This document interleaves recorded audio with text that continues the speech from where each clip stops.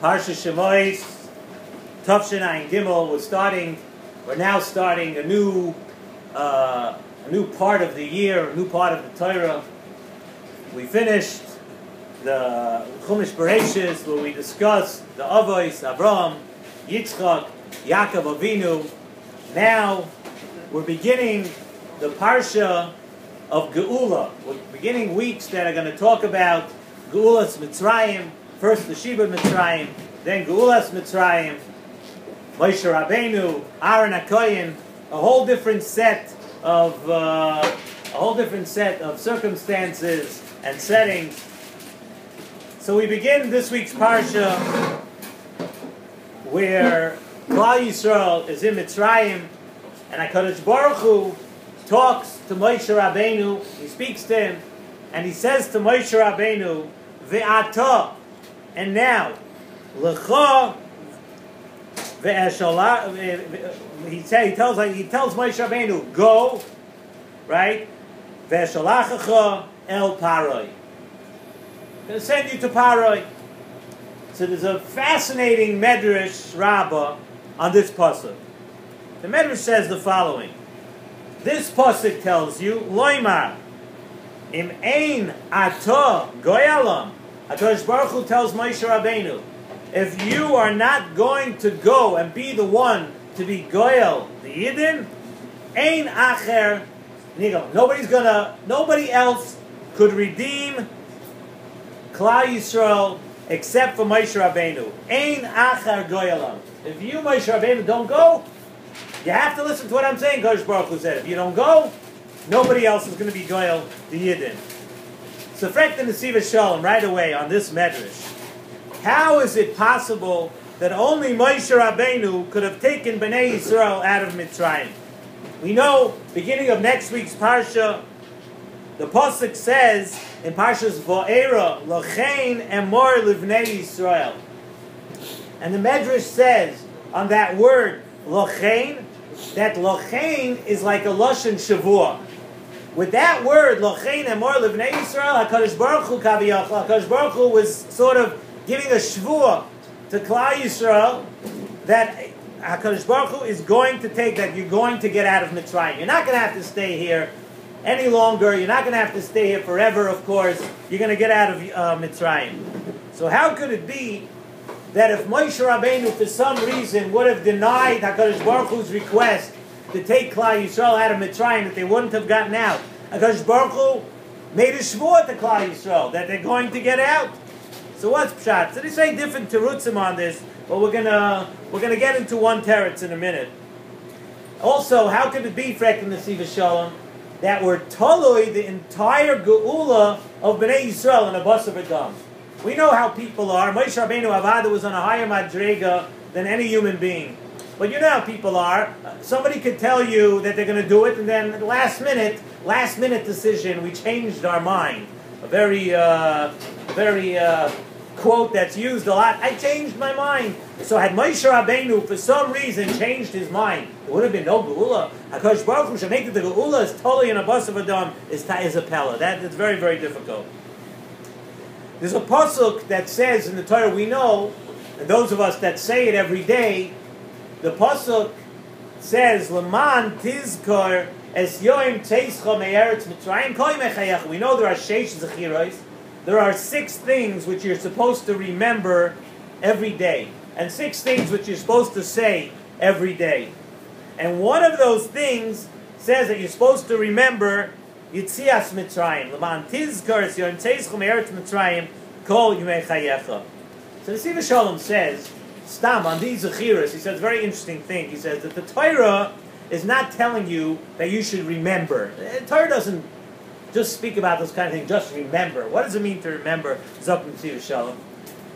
He says, Zechira, what it means by remembering over here, it's an inyan of being able to reach that level again. In your own world, in what you're doing, but Zechira means that you're able to bring that situation that was then, and you're able to somehow reach that level again. In other words, we're supposed to remember also Maimer Har Sinai. So Nesivos Shalom says that by remembering Maimer Har Sinai every day, It means that you're supposed to be able to come to your own Kabbalah HaTorah every day. And the same, he says, would apply to Yetzias Mitzrayim. What does it mean that Yetzias Mitzrayim every day? We're not telling you to get on the next Air Egypt flight and try to make your way out of Mitzrayim. It might be a little difficult today. You have to fight with different governments and different sects over there now. But we're definitely not discussing that. What does it mean, Zot Nesivos Shalom? It means your own personal Yetzias Mitzrayim. It means that every person has his Yetzias Mitzrayim, his thing that he can take himself out of each day. So, Frekt Nesivos Shalom, if we're saying now that only Moshe Rabbeinu is able to do the Yetzias Mitzrayim, so what's the Laman Tizkar for you that you should remember to take yourself out of Mitzrayim? How could you do it? You need Moshe Rabbeinu. You're missing a key factor over here. You're missing Moshe Rabbeinu. Yeah, in a Chanami, I know we're saying that you have to take yourself out of your own Yetzias Mitzrayim, but we just said that Moshe Rabbeinu is the deciding factor. So Zot Nesivos Shalom, a beautiful, beautiful thing. He says that when the Medrash says that only Moshe Rabbeinu could do it, it doesn't mean that only Moshe Rabbeinu could do it by action. So it means that in order to have a Yetzias Mitzrayim, it has to be done with the midah of Moshe Rabbeinu. What was the midah of Moshe Rabbeinu? And that's called being an Anav. If a person is, for lack of a better word of saying, if a person is full of himself, then a person can't be Zaycha to Geula. A person can't have that inyan of Geula, of your own Yetzias Mitzrayim.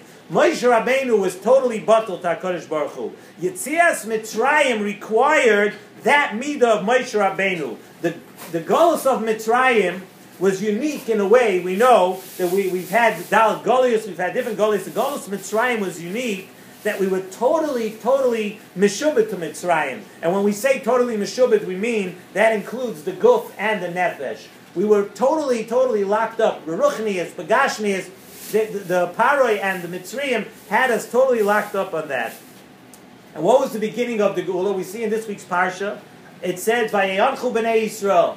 As b'nei Yisrael, whether it's taich that they sighed, Anacha says the Nesivos Shalom, it's a lashon of reliance and bittul, where a person just sighs and says, I cannot do this on my own anymore.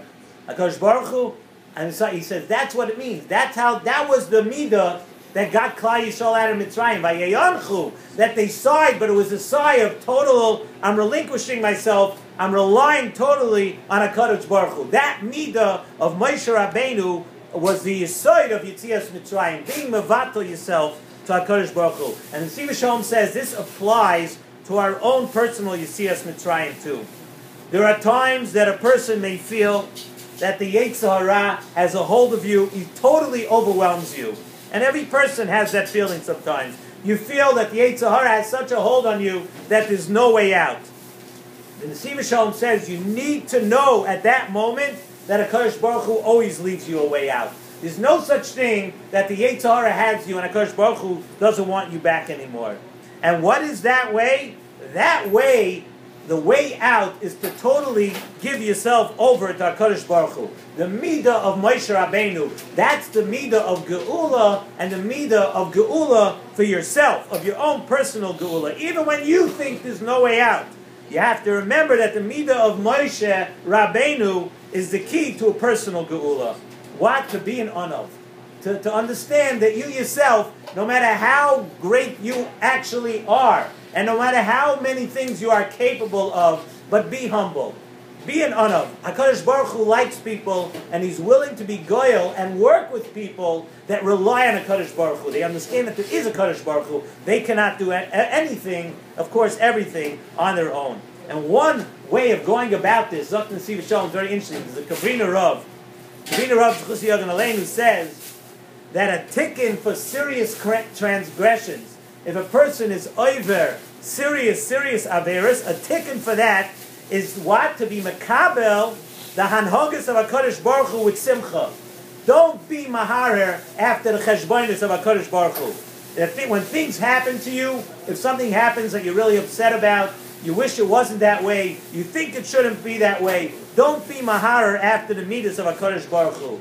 Just be makabel what HaKadosh Baruch Hu sends your way b'simcha. That itself is a tikkun for serious averos. A person should be humble, realize that you are not in control. Just accept it. And with that, a person can have his own personal geula every single day. L'ma'an tizkar es yoim tzeischo me'eretz mitzrayim kol yimei chayecha. Every day you should be misboinen and you think, what kind of personal geula do I need today? I'll be mavato myself to HaKadosh Baruch Hu. Accept what HaKadosh Baruch Hu sends your way every day. Nesivos Shalom Gada mentions that a very good time to think about this is when a person is putting on tefillin. We say that tefillin, we give over our taivas and machshavas. We say we're giving it over to be meshubah to HaKadosh Baruch Hu. So that happens to be an auspicious time. That is a good time to think about this.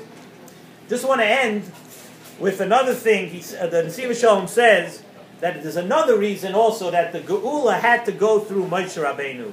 What was the reason? In other words, Paroi. How was he Meshabed Klal Yisrael? In other words, Moshe Rabbeinu, when he took the Yidden out, what was one of his first steps? Moshe Rabbeinu convinced Paroi to allow the Yidden to keep Shabbos. The Medrash goes through a whole thing, how it worked out, but Moshe Rabbeinu allowed Paroi to do that. Because what was Paroi doing? Paroi was making everybody work, Avodas Perech. What was Avodas Perech? He made men do the job of women. He made women do the job of men. He made everybody do a job that naturally their inclinations are totally not to be involved in such an avodah. And so Moshe Rabbeinu, what's the reason? Why did they do avodas perech? Why did Paroi do that? The whole thing was just to confuse people. If you want to get people confused, put them somewhere where they have no idea where they're going. Take someone. Put them in Queens and tell them to get home. Take the BQE, the Grand Central, the Jackie Robinson, the LIE. Just put them somewhere where they're confused.